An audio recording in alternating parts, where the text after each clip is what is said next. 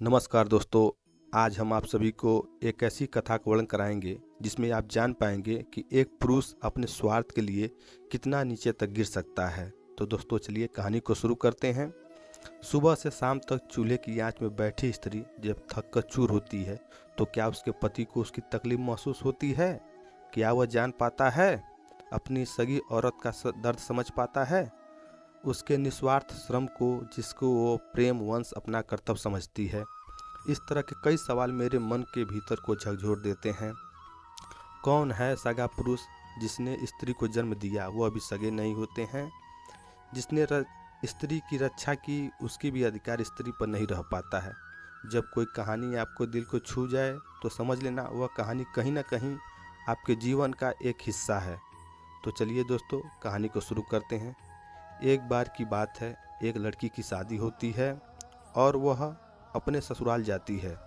उस लड़की का नाम रानी था। रानी ने गृह प्रवेश के समय जैसे ही अपने बाएं पैर से कलश को धक्का दिया, वहां मौजूद सारी महिलाएं बातें होने लगी। अरे बाप, आते ही अपशगुन कर दिया। रानी के कानों तक भी यह बात पहुंची। वह थोड़ी सी पहले से डरी थी यह बात सुनकर और वह भी समझ गई। उसने तिरछी नज़र से अपने पति की तरफ देखा। उसके चेहरे पर थकान के सिवा और कुछ भाव नहीं नजर आया। फिर उसकी हिम्मत नहीं हुई कि वह सासू माँ के चेहरे का भी भाव देखे। घर में प्रवेश करने के थोड़ी देर बाद पासा खिलाई की रस्म दूध से भरे बर्तनों में पति पत्नी दोनों अंगूठी ढूंढने होती है।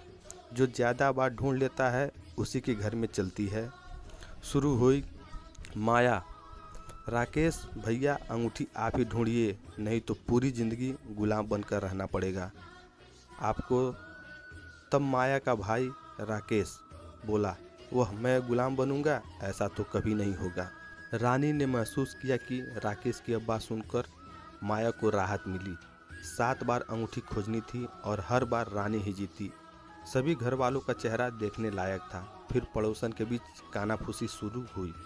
देखना बहू ही राज करेगी। खैर हमें क्या, राकेश की माँ तो जैसे कोई पत्थर की मूरत, ऊपर से पड़ोसन भी आग में घी का काम कर रही थी। चलो हो गया, जल्दी जल्दी सब काम निपटा। राकेश थक गया होगा, उसे भूख लगी होगी, आराम करने दो। खा पीकर माँ ने लापरवाही भरे लहजे में कहा, अभी दोपहर के 2 ही बजे हैं। राकेश उठकर सोने चला गया और रानी को एक कमरे में ले जाकर बैठा दिया जहाँ पर कई रिश्तेदार थे। जो अपने अपने घर जाना था वह जल्दी जल्दी मुंह दिखाई की रस्म भी निभा रहे थे। मुंह दिखाई का सारा पैसा और गहने सब माया ही संभाल रही थी। रानी एक बेजुबान गुड़िया की तरह चुपचाप सारे अजनबियों के बीच बैठी थी जिन्हें वह जानती भी नहीं थी। चेहरे पर उसके कोई भाव नहीं था, ना ही वह किसी से थकान या नींद के बारे में कुछ कह सकती थी। उसे बस रोना आ रहा था। वैसे तो बहुत बिल्कुल शांत बैठी थी, पर मन में कई सारे विचार उमड़ रहे थे। एक स्त्री का मन कितना बोझिल होता है, वह कितना सहती है, यह बात पूरी जिंदगी किसी को नहीं बताती है सिवाय उसके। और अगर वह अपने मन की बात किसी से कहे भी तो लोग उस पर विश्वास नहीं करते या नाटक का नाम देते हैं। बात घुमा फिरा कर उसके चरित्र पर आ जाती है। रानी एक महत्वाकांक्षी लड़की थी। उसके सपने बड़े थे। वह अपने माँ बाप की अकेली संतान थी, ना कोई भाई ना कोई बहन। उसने इंटीरियर डिजाइन का कोर्स भी किया था। जॉब करने की सोच ही रही थी कि उसके पापा ने उसकी शादी कर दिए। घर के सभी मेहमान शाम तक जा चुके थे। राकेश भी अपनी नींद पूरी कर चुका था और उसकी थकान भी मिट चुकी थी और वह रात का बेसब्री से इंतज़ार कर रहा था।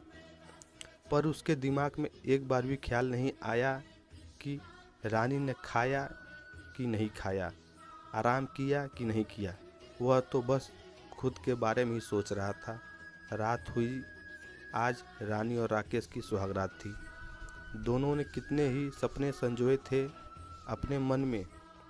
कमरे में मोमबत्तियाँ की सजावट थी, चारों तरफ जगमगाहट, लाल और सफ़ेद रंग के फूल।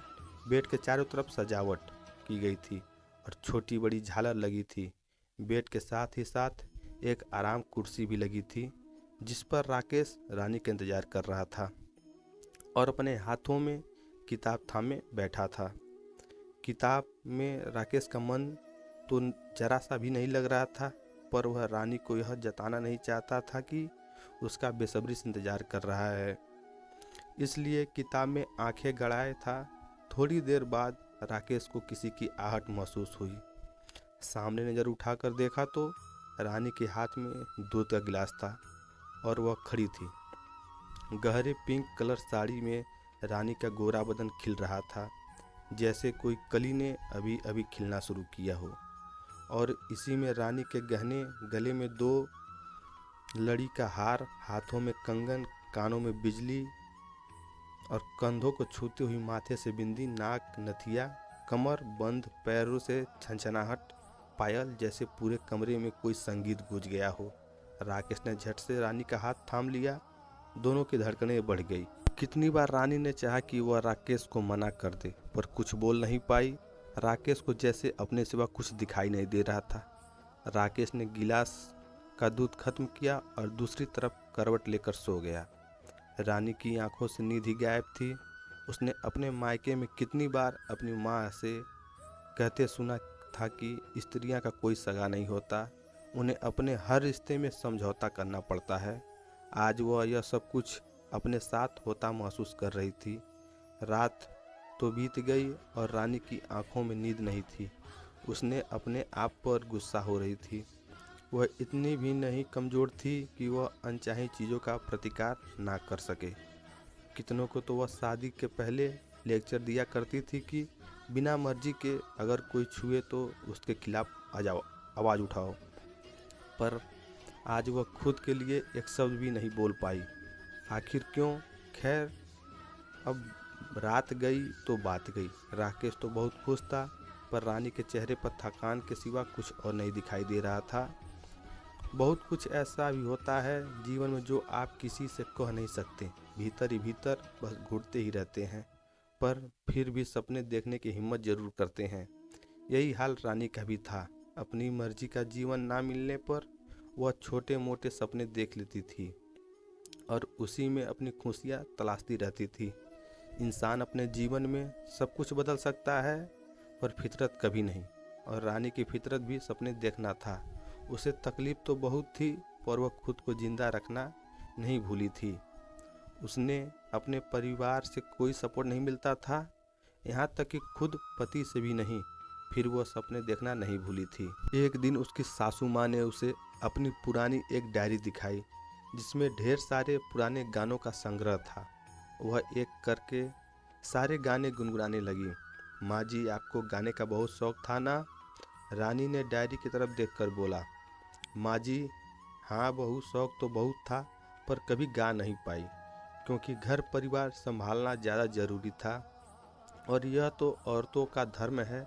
अब तुझे भी अपना धर्म निभाना चाहिए। सपनों का क्या है बेटा, वह तो कभी भी पूरे हो सकते हैं।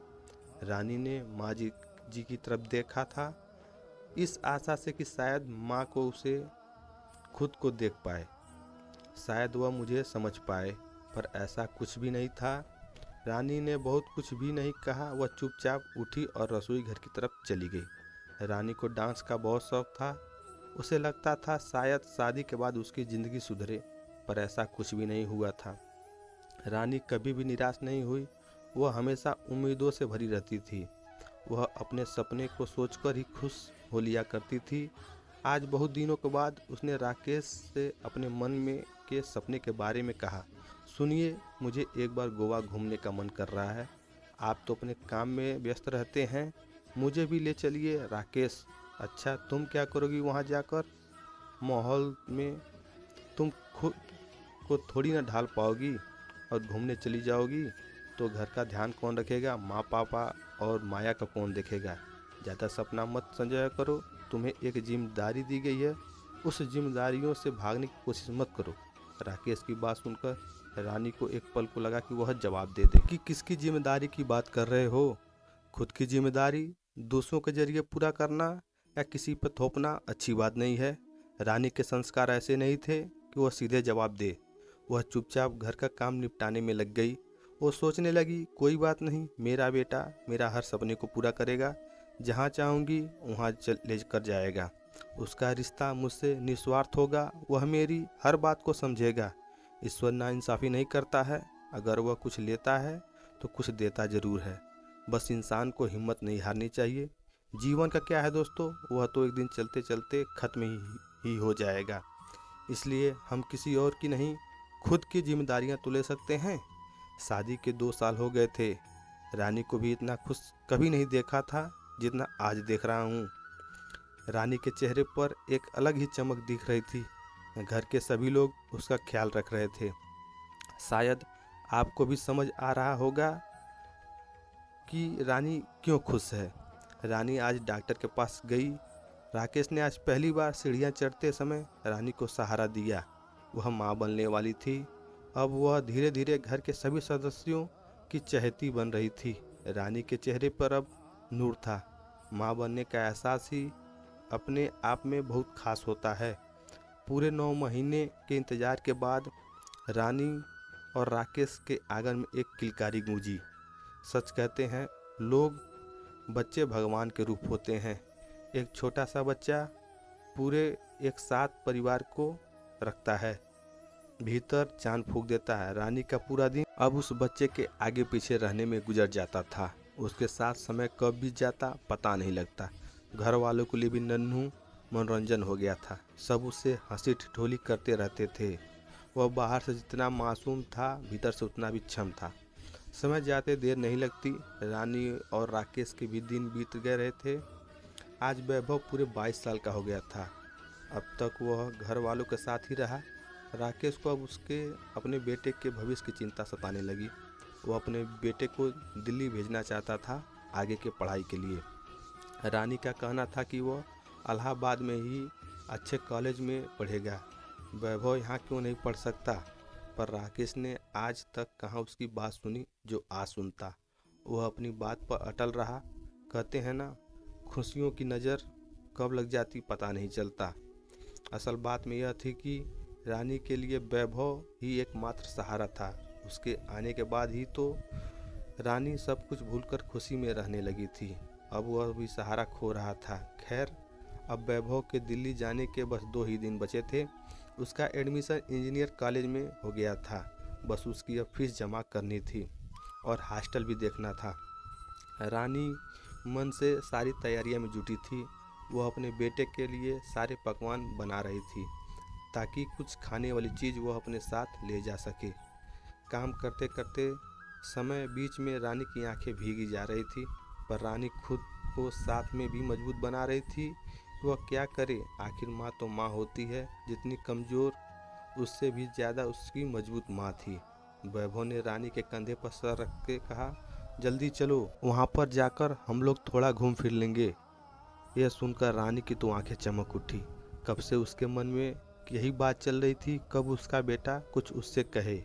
तभी राकेश बोल पड़ा, तुम भी ना वैभव ये सब बात करते हो, ये सब फालतू है। तुम्हारी माँ का वहाँ क्या काम? फालतू बकवास में मन लगता है। तुम दोनों का 1 घंटे में निकलना है। हमें जल्दी करो वरना ट्रेन मिस हो जाएगी। रानी आज भी कुछ बोल नहीं पाई, बस दरवाजे की ओर से अपने जिगर के टुकड़े को जाते हुए देख रही थी। एक माँ के लिए अपने बेटे से दूर रहना कितना मुश्किल होता है, कोई और इसको नहीं समझ सकता। क्या जीवन में हमेशा सुख दुख के सामंजस्य बने ही रहते हैं? किसी एक के जीवन के लिए हानिकारक हो सकती है। इंसान रुक जाता है, उसके सपने नहीं रुक जाते हैं। उसका जीवन भी लगभग रुक ही जाता है, पर वक्त नहीं। वक्त किसी का इंतज़ार नहीं करता। वह यह नहीं समझता कि हम सुखी होते हुए ठहरना चाहते हैं और दुखी होते हुए तो सोचते हैं जल्दी से गुजर जाए। पर दोस्तों, वक्त का क्या है? वक्त अपना खुद का हिसाब है। वह किसी की मर्जी नहीं देखता। खुद पर रानी का भी वक्त गुजरा जा रहा था। पिता की आश्रित, पति की आश्रित और अब बेटे की आश्रित। क्या बेटा उसकी उम्मीदों पर खड़ा उतर पाएगा? जो उम्मीद उसके पिता और पति ने पूरी नहीं की, क्या उस बात को वैभव समझ पाएगा? वैभव ने अपनी पढ़ाई पूरी कर ली और नौकरी करके वहीं दिल्ली में सेटल हो गया। इलाहाबाद वह साल में सिर्फ 1 बार आता था। अब उसकी शादी की बात भी होने लगी थी, पर न जाने क्यों वो बार बार मना कर देता था। वैभव कोई कारण भी नहीं बताता था कि वह शादी क्यों नहीं करना चाहता। रानी और राकेश को समझ नहीं आ रहा था। वैभव तो नौकरी भी कर रहा है, सैलरी भी अच्छा है, वह 30 साल का भी हो गया, फिर शादी क्यों नहीं कर रहा है। आखिर वैभव ने अपनी एक दिन चुप्पी तोड़ी। वह अपने माँ के सामने अपने पापा से बोला कि आज तक तुमने अपना कोई फर्ज निभाया है ठीक ढंग से। रानी विस्मित भाव से राकेश की ओर देखने लगी। उसने हमेशा राकेश का चेहरा पढ़ने की कोशिश की, पर कोई भाव नहीं देख पाई। आज उसका चेहरा आक्रोश से भरा हुआ था। राकेश तब अपनी पत्नी से बोलता है, मैंने आज तक कौन सा अपना फर्ज नहीं निभाया।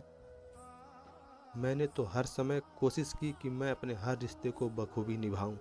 रानी ने कोई प्रतिक्रिया नहीं दी। उसने वैभव को फ़ोन लगाया और 2 दिनों के लिए इलाहाबाद आने को कह दिया। मुझे नहीं पता तुम कैसे आओगे, तुम्हें बस आना है किसी भी तरह से। इतना कहकर रानी ने फ़ोन पटक दिया और अपने कमरे में जाकर दरवाज़ा बंद कर दिया। राकेश ने आज पहली बार रानी का यह रूप देखा। उधर वैभव को कुछ समझ नहीं आ रहा था, आखिर माँ ने मुझे इतना अर्जेंट क्यों बुलाया। उनका बात करने का तरीका भी बहुत अजीब था। शनिवार और रविवार 2 दिनों का वीकली हाफ होता है। वैभव ऑफिस में तो उसने फ्राइडे को छुट्टी ले ली थी और अपने गांव पहुंच गया। जैसे ही वह दरवाजे के भीतर गया, सामने रानी खड़ी थी। उसे देखते ही वैभव बरस पड़ा, आप अच्छी खासी तो हैं, फिर ऐसी क्या आफत आ गई जो आपने मुझे इतना अर्जेंट आने को कहा। रानी को वैभव घूरते हुए बाथरूम में चली गई। रानी ने आज उसकी पसंद का खाना बनाया था, पनीर, बैगन की कलौजी, जीरा राइस, रायता और चपाती भी। वैभव को कुछ समझ नहीं आ रहा था कि माँ मुझे इतना अर्जेंट क्यों बुलाया। अब बता भी दो, मैं परेशान हो गया हूँ सोच सोच कर। राकेश भी कुछ नहीं बोल रहा था। वह इंतजार में था कि रानी कब अपना मुंह खोले। बेटा, हमने इस साल तुम्हारी शादी करने का फैसला किया है। अब हम तुम्हारा कुछ भी नहीं सुनेंगे। उम्र हो रही है, अब शादी कर लो। वैभव ने माँ की बात सुनते ही खाने की थाली उठाकर दूर फेंक दिया। माँ, तुम मेरे पीछे क्यों पड़ी हो? पापा तो कुछ भी नहीं बोल रहे हैं। तुम मेरी जान की दुश्मन बनी हुई। कोई तो वजह होगी जो मैं शादी नहीं कर रहा हूँ। मुझे लगा तुम लोग मुझे समझ पाओगे, लेकिन अब मुझे बताना ही पड़ेगा। सुनो, मैं अपनी गर्लफ्रेंड के साथ लिव इन रिलेशनशिप में रह रहा हूँ और हमारा शादी करने का कोई इरादा नहीं है। मैं चाहता हूँ मुझे कोई फोर्स ना करे।